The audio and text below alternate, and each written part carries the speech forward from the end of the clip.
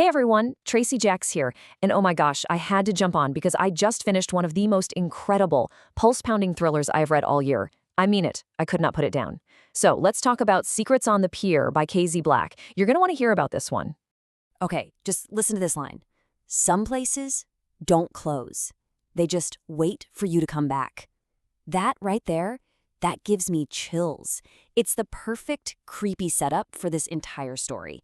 It tells you right away that the past is never, ever truly gone. So the whole thing kicks off at the grand reopening of Seabreeze Pier. And you can just picture it, right? The bright neon lights, the sound of the roller coaster, the smell of popcorn. It's pure, chaotic summer fun. But you just know that underneath all that noise and light, something really dark is hiding. And let me introduce you to our hero, Summer Caldwell.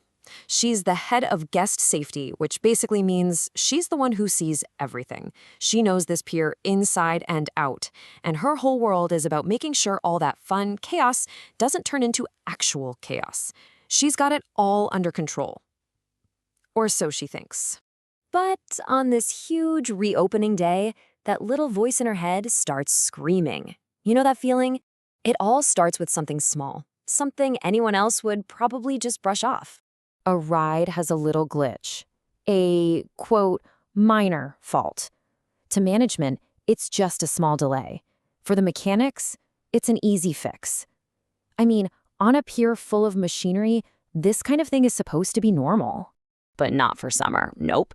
For her, it doesn't just look wrong. It feels wrong. It's that deep, cold knot in your stomach. She knows this wasn't an accident. It felt planned. And then it hits her. This ride wasn't broken, it was tampered with. And just like that, bam, the entire pier goes from a place of fun to a potential crime scene. And this immediately sets up this awesome conflict. You've got Summer, who needs to find the truth, no matter what. And then you have management, whose only mission is to keep the park open and avoid a PR nightmare. They're not worried about a threat, they're worried about bad press. And let me tell you, things escalate. And they escalate fast. It becomes terrifyingly obvious that this isn't just some random act of sabotage. There is a killer playing a game, and the entire pier is their stage. The first really big event goes down in the fun house of all places. A call comes in, a guest is trapped, but the mirrors are making it impossible to see straight, the alarms are glitching out, and in the middle of all that chaos, the guest just disappears. Gone.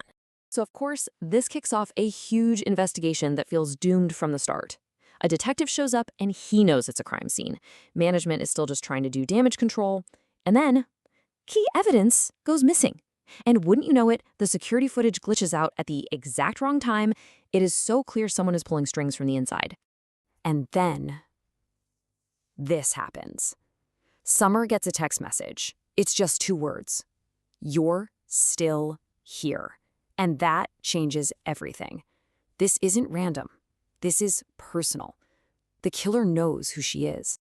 And this is where the story gets even deeper, because everything that's happening right now is tied to a secret from the past. Specifically, a secret from Summer's past.